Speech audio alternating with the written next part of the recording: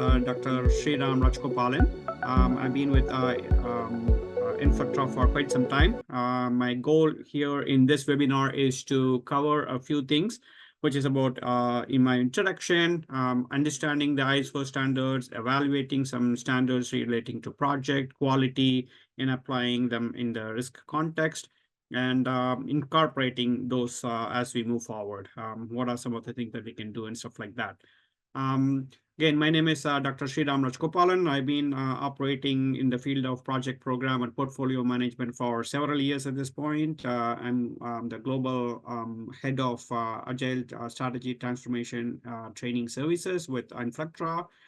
I also have the distinct pleasure of having established the project management office, adopting the Center of Excellence, the thought processes, including but not limited to Agile frameworks. My PhD is in organizational leadership through project management, and I love games and stuff like that when I'm doing training and stuff like that. So that's a simple thing about me. So what is this particular webinar about or talk about? This is for anyone in the product process quality domain. Anyone working towards integrating the projects and processes to produce the unique product, service, or result. Therefore, we produce the value that we really want to see benefit. And what are some of the key takeaways? My goal here is not to necessarily make everyone an expert here on ISO, which is not going to be possible within an hour at all. But just to get an overview of what these ISO standards mean and specific principles and practices for a couple of them, three of them primarily, ISO 21500, 9001, and 31000. Those are some of the standards that I have picked, which are a lot more generic and can apply for many industries at this point. So let's do a little fun quiz here. This is all about how much do we know about the ISO standards in the first place to begin with. Please use the chat to answer this question. So I'll not spend too much time on this, but I'll monitor the chat for about 30 seconds or so for every questions. All right. So quiz one, what does ISO stand for? So anyone wants to take a quick answer here? You can either use the A, B, C, D here. So let's use, all right, we see B, C, C, okay, C, C, good. All right, okay, B, C, all right, cool. So the choices are between B and C here. Honestly speaking, this is B. B is the right answer. I know it says ISO, so we say International Standards Organization. That seems to be the most obvious choice, but the actual name is called International Organization for Standards. That's the right answer. So let's move on with the second one. Which ISO standard relates to quality management? Again, you can put either A, B, C, D, or the ISO standard numbers itself. So I'm seeing A for the most part. Okay, A. All right. For the most part, everyone says A, and A is correct. ISO 9001 is for the quality management. In fact, it brings a lot of TQM or total quality management principles. ISO 14000 is for the environment management systems, and 27001 is for IT security systems, and 31000 is risk management. We will explore 31000 a little bit more, but that's fundamentally the structure over here. All right, let's move on to quiz number 3 here. Which ISO standard relates to medical devices? Again, use your ABCD or the standard name. I'm seeing some, mostly D's. That's good. All right, okay. D, teach me Sri. Well, I'll try my best to teach at this point. Which is what my goal is. Cool. All right. Okay. For the most part, everyone is talking about D. I didn't see anything else. And D is the right answer. 13485 is for medical devices. 37,001 is for financial sector, primarily in the focus of anti-bribery management system. This is like, money laundering and, things like that. 22,000 is for food and safety management, specific to restaurants and, catering areas and stuff like that. 31,000 is again about risk management. Again, try to use the chat feature here. I think one or two are actually putting something on the Q&A. If I try to swap between both of them, I may lose my mouse pointer control. So I'm trying not to do that. And let's go on to a couple more questions. One more, which ISO standard also applies to project management? Again, use your ABCD or your ISO number itself. Good. Good. All right, I see one person putting a. I'm not seeing others responding. A, C, all right. Mariano says C. Propon says A. All right, I think, people are stumped here. It's A or C over here. So 21,500 is the one that is relating to the project management from a standards perspective. 20,000 is for IT services. 22,301 is for business continuity, particularly in the concept of disaster recovery and things like that. 27,001 is relating to security, IT security, information security management, and stuff like that. So that's pretty much what it is. So let's move on to the last question here. Which of the following is pervasive in almost all the standards? In other words, this particular concept is present in almost all the standards. What is that? So I see B, C, B, C, C, C. Okay, cool. Yeah, that's good. Yes, ISO is a global standard, but the most important thing that is pervasive across all of them is risk management. The risk concept of risk management is pervasive in pretty much all the standards, if you look at this. So that's the whole idea behind this. So that's good. I hope this was a good refresher of how much we understand or relate to in terms of, the ISOs. Thank you. Appreciate that. Thank you for those emoticons. Please send them coming. That makes me happy as well. So I had a little bit of a disclaimer. So as you can see over here, ISO has more than about 20,000 standards. And as a result, it is humanly impossible for me to condense the ocean and give it in a webinar in terms of what these standards are. And almost every industry is getting addressed in many standards, but some standards are very unique to certain industries, like you saw the medical devices 13485, which probably doesn't apply to the financial industry and stuff like that. So there are something that are unique to industry, something that are pervasive to all the industries and stuff like that. And over 8,000 plus committee members, collaborate on these standards. So it is not possible for me to, claim everything, all the knowledge in every specific unique standards or nomenclature used in every particular standard. But I do have a blog that I have published. I've been blogging for the last 12 plus years. It's in agilesriram.blogspot.com. And particularly, I wrote something about the risk management, bird's eye view of the standard and stuff like that. So you may want to go check that out and also, blog, comment on that particular section as well, on any of the things that I have written at this particular point. So I'm sure you must be wondering, like, okay, when there are lots of these standards, like the good thing about standard is that there is one, and the bad thing about standard is that there are too many standards. So why do we need one more standard or one more standards body and stuff like that? So we have Institute of Electrical and Electronic Engineers, commonly known as IEEE, and they're very technical, and most of their focus is on certain technologies or in certain specific industries.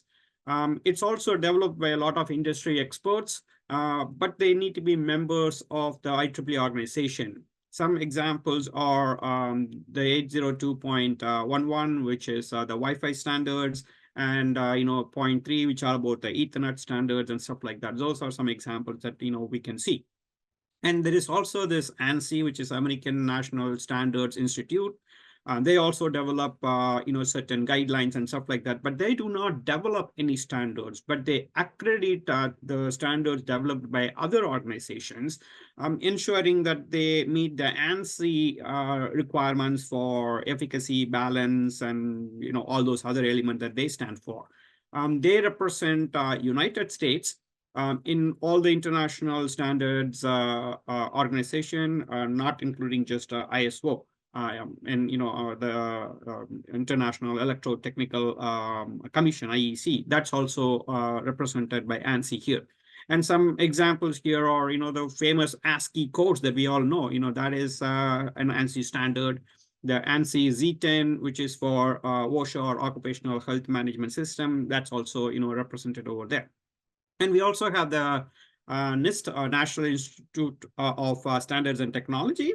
And they also developed and promote standards, but primarily focused on measurement to ensure reliability, consistency in commercial, scientific, and industrial processes.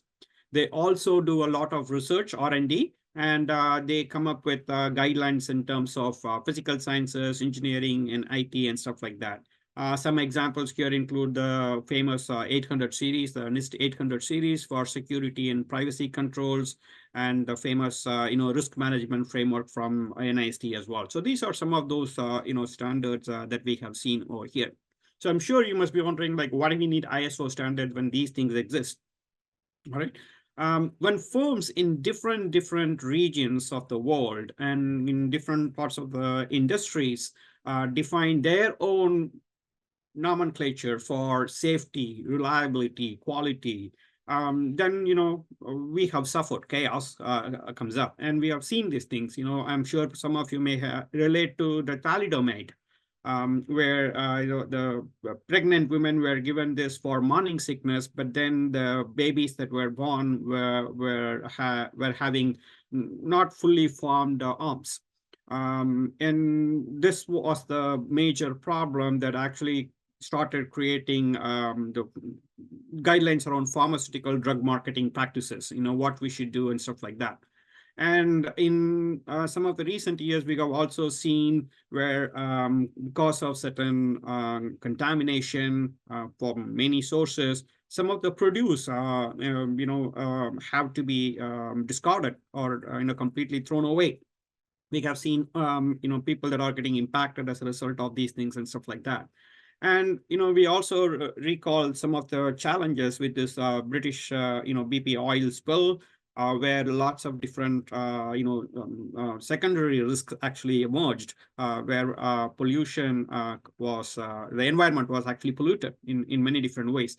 So we have seen all these things. So as a result of these things, organizations are constantly looking for what can we do to make sure that we can apply certain things on a global scale. Right.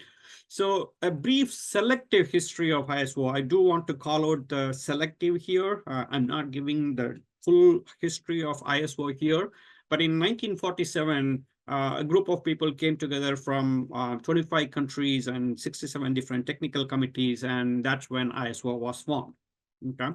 And in 1951, they first released their first standard, which was setting about reference for temperature measurements in industrial practices. And, it is now called ISO 1-2002. In 1987, they started moving to the quality management domain, and they established ISO 9001, which is one of the very popular one. And we also talked about this in our quizzes. And in 1996, they published the environmental standard ISO 14001 to protect the global challenges and stuff like that. This is much preceding the BP oil spill because these kinds of environmental climate challenges and stuff like that were already seen. I'm sure some of you may recall all the way going back to the DuPont, dumping, chemical dumping and stuff like that. And in 2024, which is very, now, we have more than about 22,400 standards covering pretty much every potential combination of business and technology here. So this is a brief selective history here. So there's a lot of things here.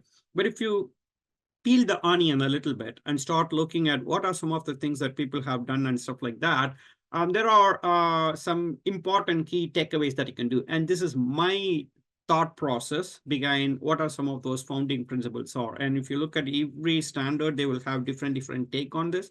But if you look at all of them and converge and diverge and converge, if you can see that, it is focused on global consensus. It's a very methodical, process-driven approach as to how people come together, write these things, and have documentation around this, get them for review, incorporate those reviews and stuff like that. And it is based upon global participation, unlike IEEE, where we mentioned, they had to be a member of IEEE. This is involved by pretty much everybody that can contribute with the subject matter domain knowledge. The second thing is it also has some multi-industry relevance. Yes, there are some standards very specific to one or two industries, but some standards are pervasive across multiple industries. For instance, 9001, 31,000 on risk management and stuff like that, 9,000 on quality management. So it is based upon, what is the global market doing? What are some of the challenges that they face? And what are some of the guardrails and guidelines that we need to have in place and stuff like that? So it is applicable for many industries, globally. So that's another principle that you can see. And it's also voluntary adoption. So just because there is an ISO standard does not necessarily mean that a company should really adhere to that. Sometimes they may not necessarily get into that level of detail. For instance, a company may be doing some work with medical devices, but they may not necessarily go into so much of the complications relating to ISO 14971, which is risk management principles specific to medical devices, that they may actually be compliant with 13485 and be sufficient. So, people can choose to operate in those things because they are, they are drawing those, expertise and say, how can I fit this within my particular business practice and stuff like that. So there is an optional adoption with a focus on business relevance. Is it relevant and how do I adopt this and stuff like that? The next one is also diverse applications. So it can take this and apply on lots of products, lots of project management practices, benefits, operational excellence, and everything is based upon quality principles. So you are focusing on both product quality and process quality. And so you are having diverse applications across the entire portfolio of work that you do in your organization. And it is also focused on the continuous improvement. Like, just because something is written once, it doesn't mean that, it is going to be correct, because process is constantly changing, right? And your products, as they are delivering, you are having the lessons learned, the retrospectives and stuff like that. As a result of this, what can we do? And stuff like that. So it's basically having this continuous improvement mindset so that we have the growth thought process, and we also focus on ultimately the customer value. Okay. And finally, the technical expertise. When I mean the technical expertise, it is not immediately programming databases or networking or cloud or, in today's world, the AI. I'm not talking about those things alone. It is the cross domain expertise, the multi-domain knowledge or disciplinary knowledge, where you are going a lot beyond the regular T-shaped skills and you are looking at the E-shaped and M-shaped skills, where you are able to look at strategy, execution, strategic execution, and all those elements into the equation here. So that is where this whole concept you can see in multiple ISO standards that you can see. And this is my take on it. This is not to say this is the correct take or this is the only take or stuff like that, but this is my take. If you take any of these principles away, I'm sure some of the ISO standards will not hold water. Okay, now I want to go back and focus on certain foundational standards over here. And when you look at this ISO 9001, which we have already established, the quality management system, and ISO 14001 for environmental safety. In today's world, climate change is extremely getting important, and on those things are really relevant. And there is this 21,500, which is about practices guiding the governance of projects, programs, and portfolios. And also this 27,001, where we are talking about information security management principles, and 45,001 for the workplace safety and security considerations, and 31,000, which is about risk management practices and principles. Now, when you look at this, each and every one of them is having some commonalities and stuff like that. But I was beginning to look at this and say, among all these, foundational standards, what are some of the things that we really can apply for, all the industries or as many industries as possible and stuff like that.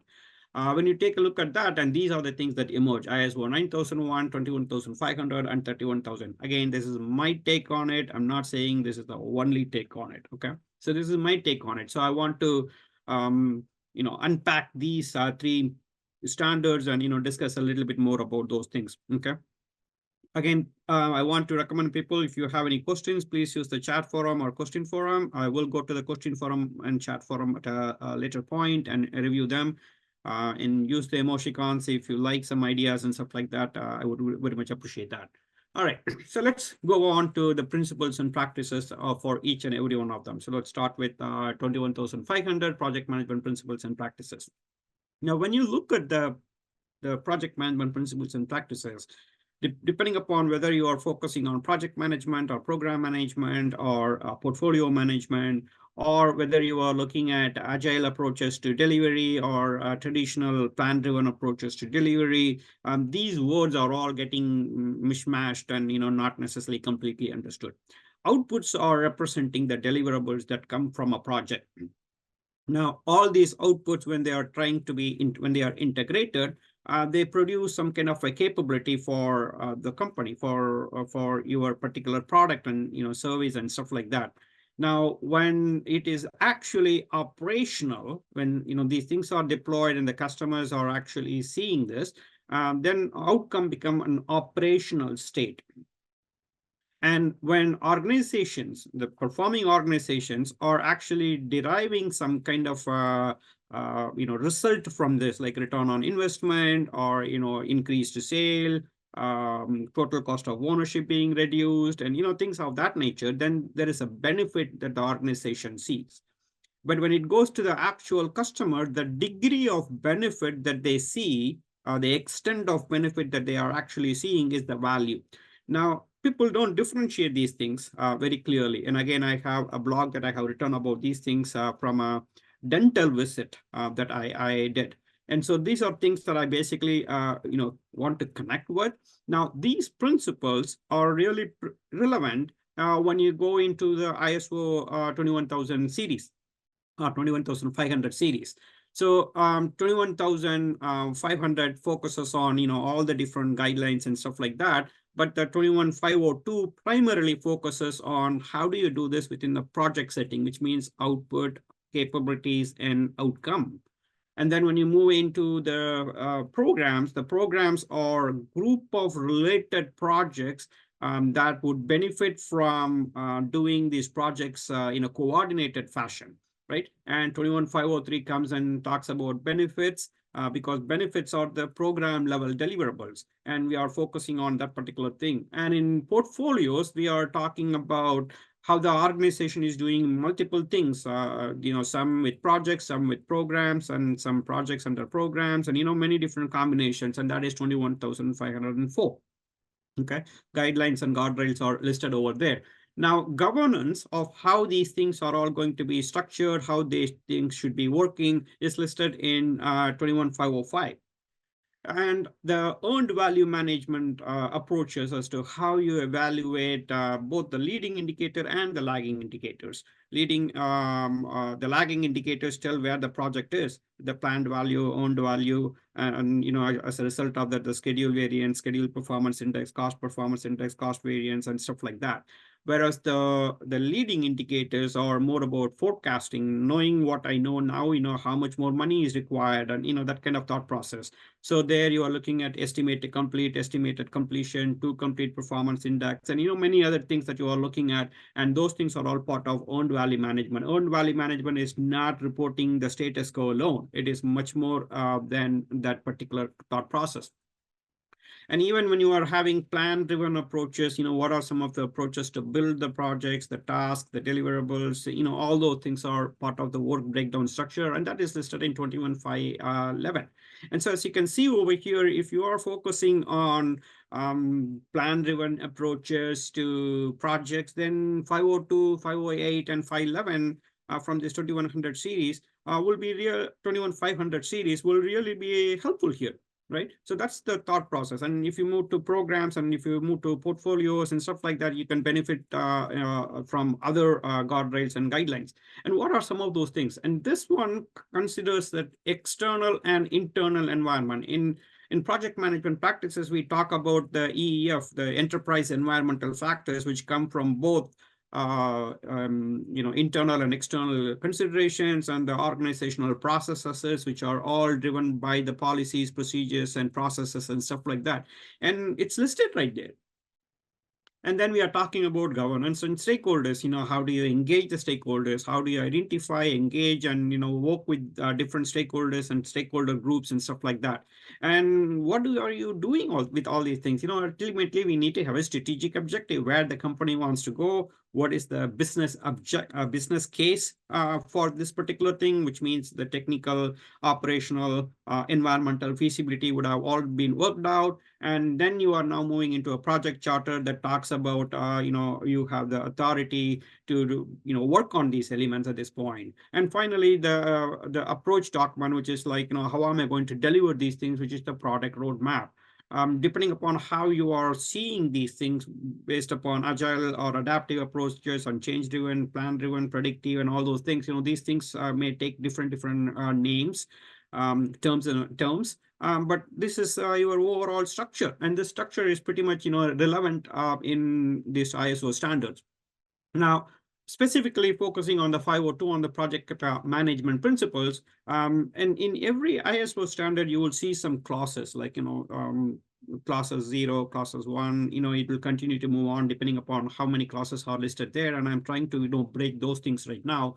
So here, the clause 0 is focusing on what are some of the connections and dependencies, interconnections with other clauses within that standard. And it goes into the scope of what that standard is in clause 1 and what are some of the references that you may have to use. This is more like the project glossary that you are trying to build. And then clause 3 is more about the terms and definitions so that everybody is grounded on those principles, because this is a global application, right? So you want to make sure that everybody speaks the same language. So those are some of those things. And then we move forward with other things. Now, these things are listed already, and based upon your business practice and your adoption of those things, you may have all these things already as part of the OPAs that I talked about. So these are not mandatory, but these things are really mandatory if you are adopting these standards or trying to incorporate these things. Now, project management concepts. What is the way you are approaching the project management concepts over here? Prerequisites for formalizing the project management, like the business case, the project charter, the benefit management plan. What are those and how are they tied together? Where is an enterprise risk register? And things of that nature. And then the integrated project management practices. How do I do change management? How do I do risk management? When risk management is done this way, how am I prioritizing based upon risks? So, even when you are developing a software project, how can you use risk-based prioritization and stuff like that will come into play. And then the management practices for the project, like how am I approving it and based upon what I'm approving, what I'm rejecting, and things of that nature comes into play here as well. And these are mandatory. These are mandatory. If you're adopting the 21502 for project management principles, the things that I have identified in red are mandatory. So that's the approach that we want to take here.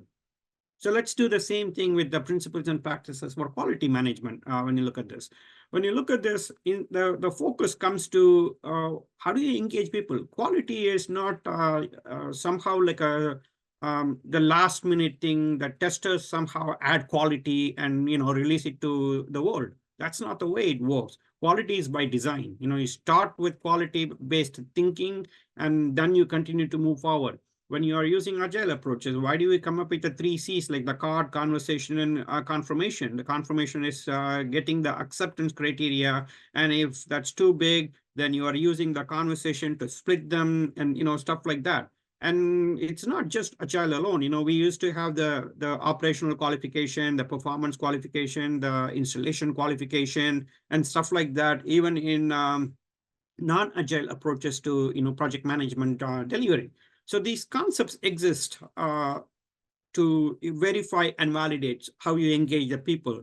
Ultimately, you are focusing on the customer. So everybody focuses on the customer, because there is no customer, there is no business. There's no business, there's no teams. There's no teams, there's no us, right? So everything is focused on the customer repeatedly. And how do you demonstrate leadership? And this is not about people at the top. So leadership is not title. Leadership is not position, or leadership is not about power or authority. Leadership is more about practice. How do you bring customer focus and engagement with the values and stuff like that repeatedly in your day-to-day work? And how our processes are helping this. And I'm sure, those of you that are used to the agile approaches will look at this and say individuals and interactions over processes and tools. And even Agile Manifesto did not come and say the processes and tools are to be forgotten. We will only focus on, individuals and interactions and the resulting osmotic communication and stuff like that. We need to have a documented process as to how we do this. Even within agile context, when you look at this, you'll say, we have iteration planning, and then you have daily stand-up, and then you have either reviews and the retrospective. We don't come and do whatever we want to do, because then there is no agile. Even within with a sprint, if you want to embrace change, you can terminate the sprint. You're not going to keep adding scope, because then what have we learned from all the failures before the agile approaches were becoming prevalent? And what are some of those continuous improvement mindset that we need to do? Yes, we play the start doing, continue doing, stop doing, and in an agile approach, we bring this as the speedboard, and we talk about these things. But what are we doing? And when you think about how you actually accommodate scope, you can think in terms of how much I should actually focus on the value-driven activities, and how much I should also start thinking of some of those experiments, process changes, or process improvements, and things that we said we need to start doing, or we need to modify before we do these kinds of practices. So those are continuous improvement practices. Example, technical debt reduction. That's something that you can do right from here, right? So documentation, better training, and stuff like that is constantly coming up in these particular initiatives.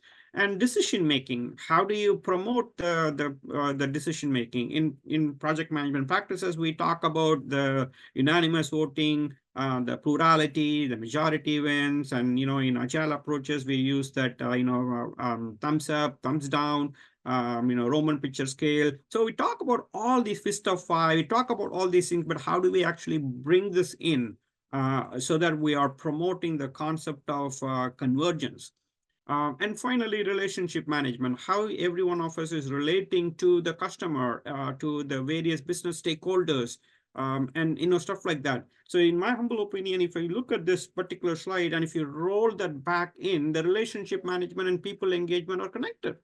And so all these things are, literally connected. So these are the principles and practices that you will see in 9001. It doesn't immediately go and start telling like what is quality assurance, what is quality control, what is quality policy. Yes, they are all required, but we are not talking about that thing alone. These are the principles and practices that we are talking about.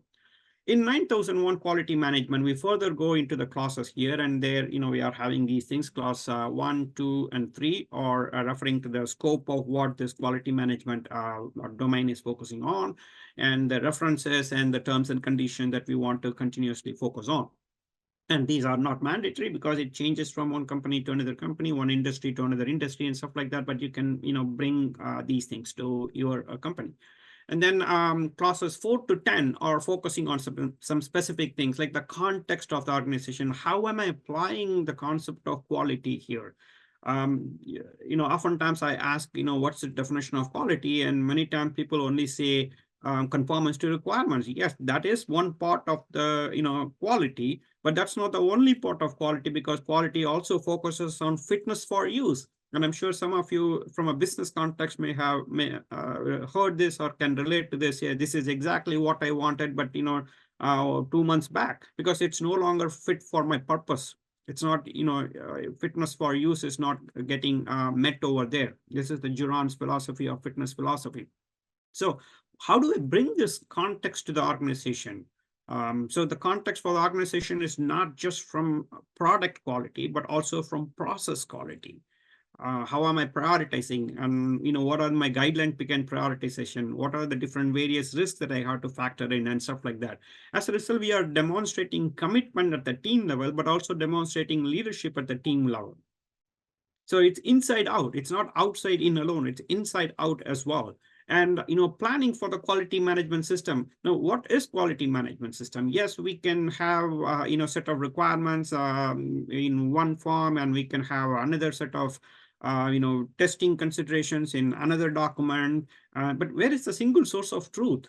Where if I change this, this also impacts this one. So where is the single source of truth? And the single source of truth should also be focusing on total quality management system. This is when we talk about traceability, auditability, and all those things. So that element comes into play as part of planning for the quality management system. This is when you take quality policy, quality management plan, quality assurance, and then get into the quality control aspects of it, which will go into the total cost of quality and stuff like that, where we talk about build quality, assess quality, internal failure, external failures, and things like that. But I'm not going into those details at this point. The support and resource management. What are the types of support that we need to have, and what are some of the resources that we need to have? The resources can include people resources as well as non-people resources, like facilities, equipments, materials, infrastructure, supplies, and stuff like that. Operational planning and control. When this goes into these outcomes goes into the operational, how are they actually sustaining it? How did we transition them? Things of that consideration. So this is when the considerations of Six Sigma, all those things come into play here. And then the performance evaluation. How am I measuring these things, and what metrics I'm using? How am I measuring the performance and stuff like that? And finally, what are some of those improvement action that feeds into the corrective and preventive actions, which we call in risk management terms as CAPA. And so we are bringing those things together and how we are focusing on this. So it's all integrated. It's not like I'm going to look at this quality and somehow after I finished my analysis and build the code or build the product, somehow, quality becomes an add-on. Right. I hope you are able to relate to these concepts here very clearly, and how these things are all, getting built into the ISO. Please give me a thumbs up or put a note here if you are able to, relate to those things. So these elements are mandatory. So we need to define how we are actually connecting with these things. A medical device may look at this differently. Financial services may look at this differently. Constructions may look at this differently. So you have to actually start looking into this from a holistic standpoint and say, what is my business for my business within my industry? How am I defining quality? So everyone is responsible for quality at this particular point. Now, which takes us to the next level, which is 31,000 risk management, where I'm talking about the principles and practices here again, following the same thought process. Now, this is integrated, right? When you look at this project risk, risk is not like a standalone domain. When risk has an impact on people, it has an impact on scope, schedule, cost. When risk has an impact on cost, it has an impact on schedule, scope, and people. So they're all connected. It's not like a standalone thing. I used to ask some of my agile in training, say, what are some of the risks that you have factored in for these user stories that you are going to commit? And they say, oh, we are agile. We don't talk about risk. The product backlog is risk-adjusted prioritized product backlog. The way it is prioritized is based upon risk. It's not like, the product owner, pulls something out of the ether and say, this is the most important thing. So this is a collective responsibility, right? And so it needs to be structured on achieving the objectives. Ultimately, what do we have to do? So the technical team members may come and say, hey, product owner, hi, project manager, you are thinking about these things coming in the next phase or 3 months from now, but we need to have this structure in place, this technical infrastructure in place, this particular functionality working, or we need to have experiments done before we can even start thinking about this. This is where the definition of ready, definition of done, we talk about deep property and invest property. All these things are related. So there needs to be a structured approach as to how you are doing this. And it needs to be at the end of the day customized too. You cannot come back and say, this is exactly how I will do it. In fact, if you take a look at the Agile Manifesto or Scrum guidelines, you cannot implement them as is. I always say Agile is like a pure oxygen. You cannot breathe it. You have to mix it with some amount of nitrogen to mix it. So make it your own. But don't create that Agile fall or Scrum but and all those things, because then you are going back and not necessarily going forward. Agile does not say fail fast. Agile only said fail forward. Many people say fail fast, but I actually preach against that. We should fail forward. We should learn from the failure so that we don't repeat the same failure. So it needs to be inclusive. What are the 5 I's that I call this one? Like the interest of the different stakeholders, the impacts that come from things that we are doing or not doing. What are the interdependencies as a result of that, like the results of non-conformance and non-delivery, and who can influence, which is more about the leadership without the title. And finally, how are people all involved? I call these things, 5 I's of how you bring things together. And then the dynamic considerations, what are some of the things that are going to be impacting us from external, and what are some of the things that could be impacting us from internal? Like all these things come into play. And what is the best available information at this particular point? And even in waterfall approaches, we basically, or I personally don't think waterfall exists in theory. Waterfall exists only in practice, because practice created a non-existent theory to blame their failures. But if you look at some of those foundations of the software development life cycle, there is double feedback loop and feedback loop included there. So there is no concept of waterfall in software development life cycle. But if you look at project management approaches, we basically say this is a waterfall approach. We only say plan-driven project management. We don't say waterfall project management. In plan-driven project management, we can only go to the extent that we know. That's why we call it progressive elaboration, rolling wave planning. And this has been present since, the first version of PMBOK that was released in 1969 or 1980s. PMI was founded in 1969. But the best available information, so this is how we are trying to move forward. Even lean, just enough planning. It talks about that. Lean is much before 1900s. Human and cultural factors. What are some of those cultural factors that come into play from multiple things, like the product, the process, the program, the portfolio, and the project? All these things I call P5M, and all these elements have to be included. And none of them is is great by itself. Everything is there is a room for improvement. So continual improvement. So all these principles are listed in the risk management principles again, right? One more standard that says like, okay, multiple industries can benefit from all these principles. Again, it's not that these things are not listed in the standard for program management, portfolio management, business analysis, CPAP, and many Project PMBOK, and many other things. But we seem to miss those things, and so we are trying to bring this particular standard here. So what are some of the guidelines over here in terms of the ISO 31000? Again, we are talking similar to the 9001. We are talking about scope, references, and terms and conditions. By now, you know that this is not mandatory because it changes based upon the business relevance and context.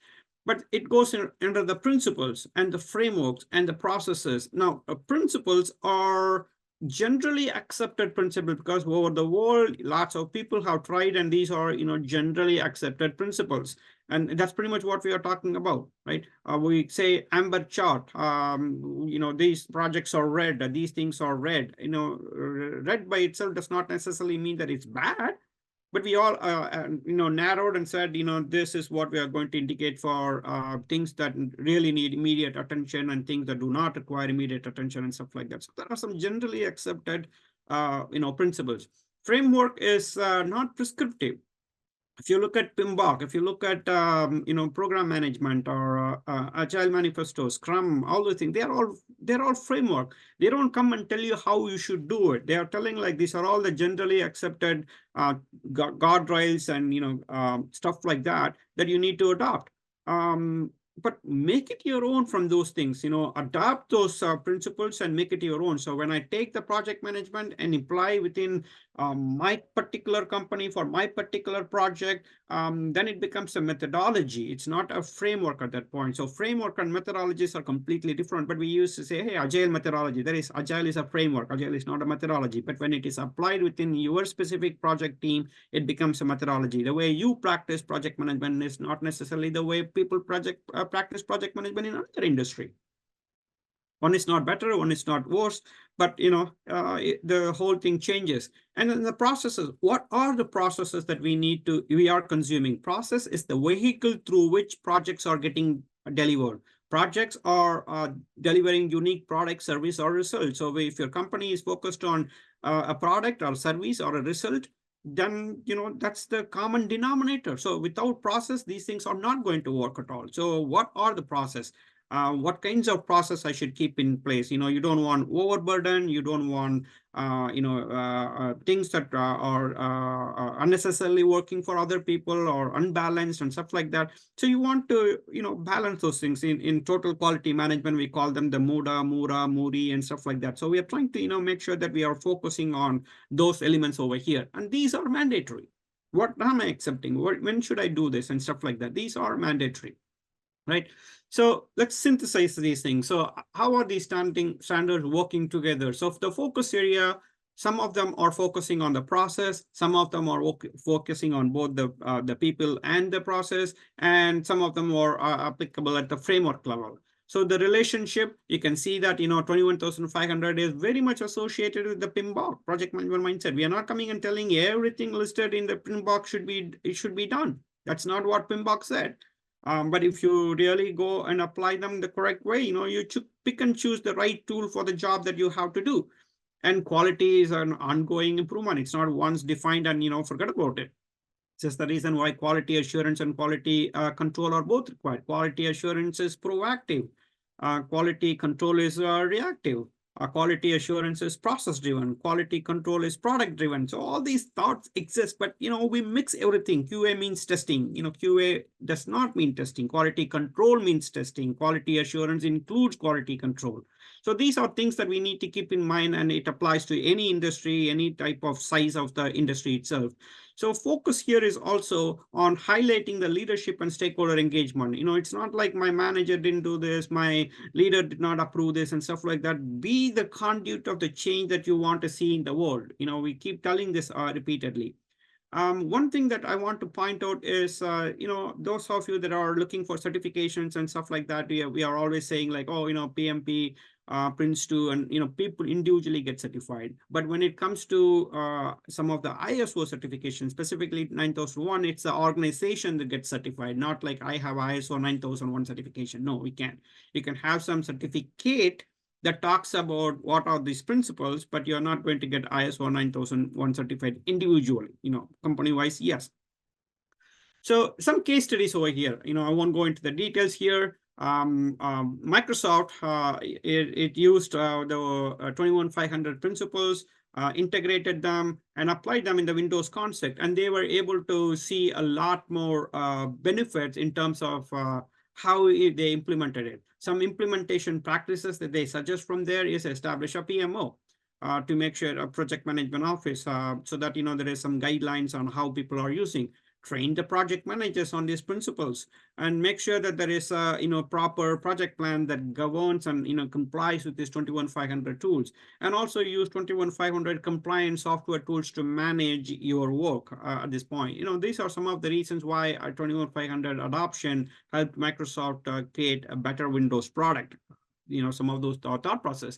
Same thing with 9001 in Toyota automobile. So I'm sure quality management principle comes for a lot from the automobile industry, primarily from Toyota, and it's no surprise that quality management principle has been applied over here. But some of the important focus is on the improved root cause analysis, which includes both product quality and process quality, not just one particular domain alone, but include both product and process. As a result of this, employees have the commitment. I'm sure all of you may remember the and on card, where if something stops, everybody is included in there. So how I'm able to actually monitor everything and bring that productivity and quality together and stuff like that. So these are some of the promises that Toyota has seen in the automobile industry by adopting 9001. And 31,000, the BP and deep water horizon case study. Now, there were a lot of, controversy around who did what and what didn't happen and stuff like that. But BP, after, having all these problems, they went back and said, we need to revise everything in terms of accountability, how we are holding each other accountable together for the final thing. So they created what is called the risk awareness culture. And some of the practices that they suggest over there is have a risk management framework. What is a risk management plan? What is a risk register? What is a risk response plan? How do I do? What do I do? And stuff like that for risk breakdown structure and stuff like that. And train people on these things. As a result of that, continuously evaluate every potential control. Because even if there is a good control that is in place, that could be faulty at some point, right? I'm sure some of you can relate to the concept of rule of 7, which comes from Six Sigma and Lean Six Sigma principles. As to when 7 observations are going up or down, there is a possibility that something is happening that we need to pay attention to.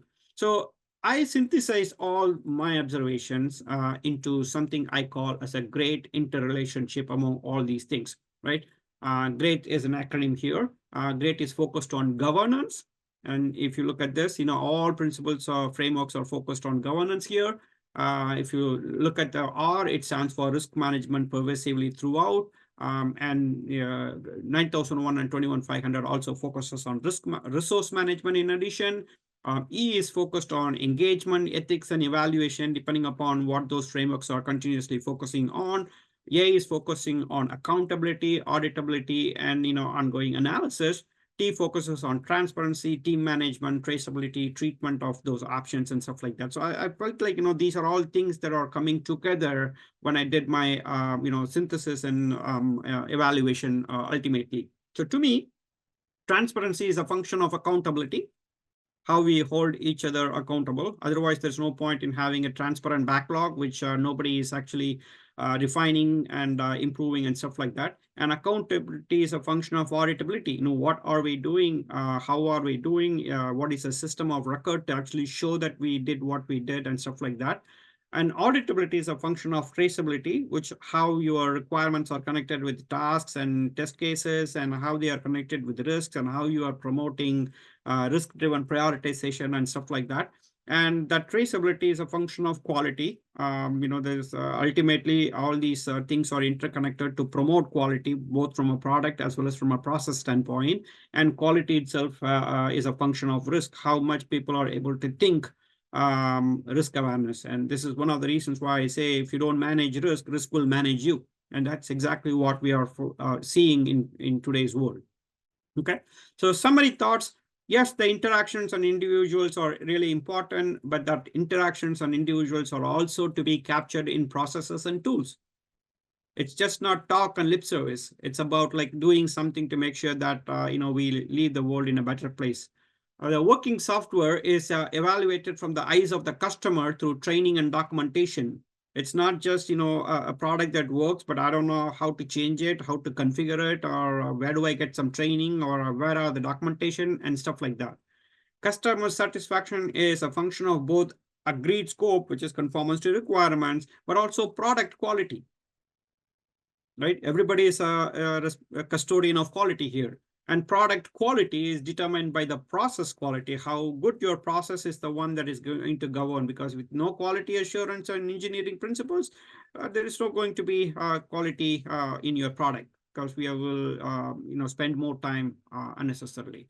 Risk is therefore integral to embracing change and as well as ensuring our commitments are properly met in every potential thing that we do over here.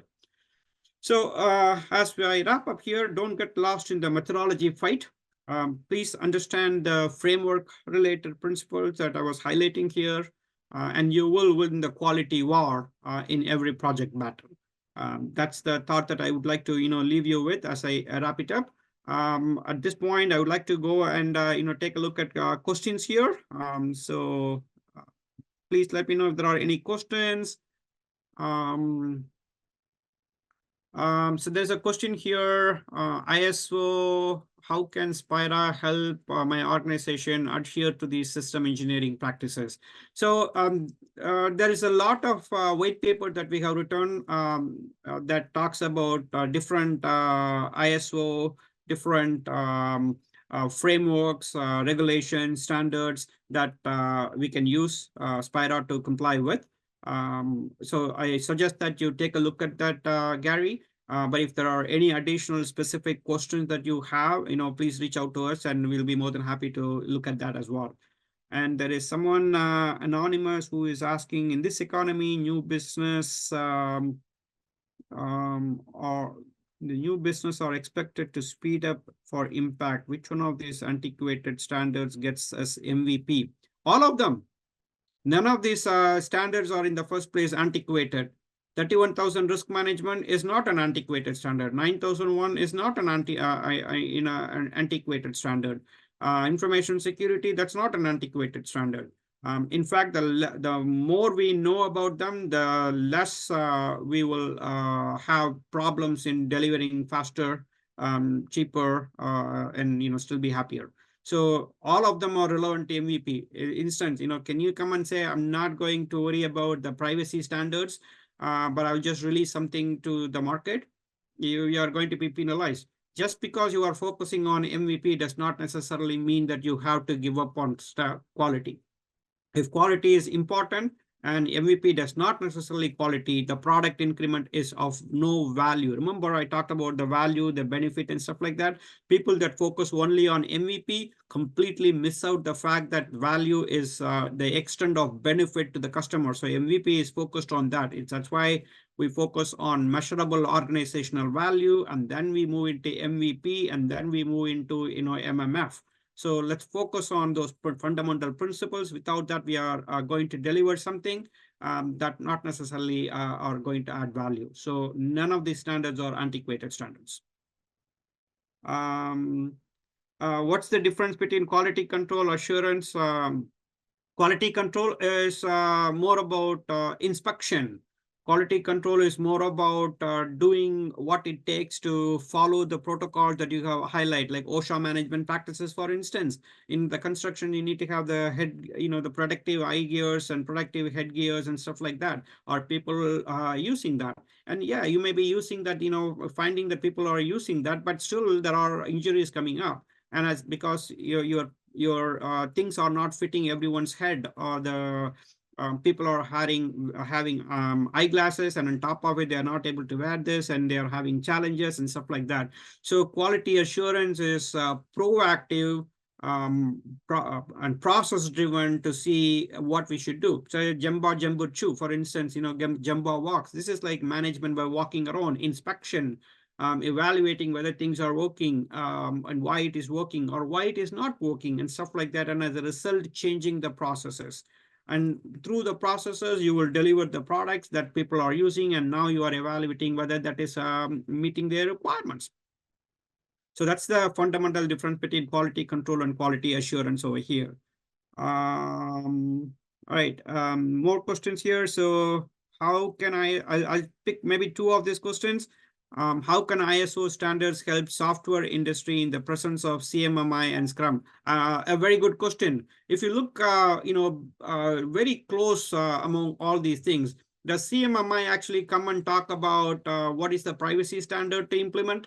If you use Scrum to actually develop a project, a product about mobile app, does Scrum talk about security?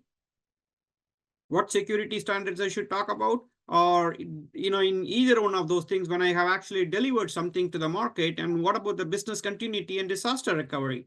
Does Scrum, Agile, or CMMI address any one of those things? Not to the fullest extent. So these things are complementary. These are supporting each other. They are not like, okay, I choose to go with Scrum framework. I will, or CMMI standards, and I won't worry about, the ISO standards. Now they are all complementary. They are all supporting each other. So a good knowledge about all these things will make sure that you are supporting your end goal, which is your strategic business objectives. I hope I answered your question, Ted. Also, Gladys. One more on a last question. What do you think about certified both ISO 9001 and CMMI? Any benefit of each standard to fulfill each other? Again, like I mentioned, I don't want to come and claim lots of knowledge for both standards here. To be able to say which one is better, it all depends upon what your company and strategic business objectives are. If you are not focusing on software development and things like that, the CMMI may not necessarily be the right one. ISO 9000 still applies, but they both support each other. If you are doing some of the foundational principles that I talked about in ISO 9000, some of the levels 1, level 2, level 3 foundations in CMMI is also getting addressed. So if you peel the onion and actually start elevating them to the next level, like I said, like, converge, diverge, converge, or diverge, converge, you will see a lot of similarities in this particular section as well. I'm sure you have flexible courses on project management. Yes, please take a look at Inflectra has Inflectra Campus, and there is a Inflectra project management course, IPM 200. We talk about that particular thing, about how project management principles are relevant and how some of these thought processes within Spira can be implemented. And that focuses more about Spira itself, and not on the things that I'm talking about. But if you have any additional things like flexible courses, I'm not sure what exactly do you mean by flexible courses, Gladys. But if that's something about maybe preparing for some certification or something like that, please reach out to us separately. I hope I answered your questions. Would love to have the slides for today's seminar. I'm sure this will come through. I will work with my marketing department to make sure that these are available. Yes, Sri, you answered it. Thanks for the clarity. Okay, great. I believe I answered all the questions. If I have not answered any questions, or if there is still something lingering in your head, please let me know. I hope this was helpful to you. I'm sure some of you are staying a little longer. That means this webinar is a real success. Thank you, guys. I really appreciate this. With that, please reach out to us. There are more webinars that I'm also doing. If there is anything that we can do, any other topic that you would like to see covered, please reach out to us and we'll do our best to address those things. Thank you, everyone. You have a good rest of the day.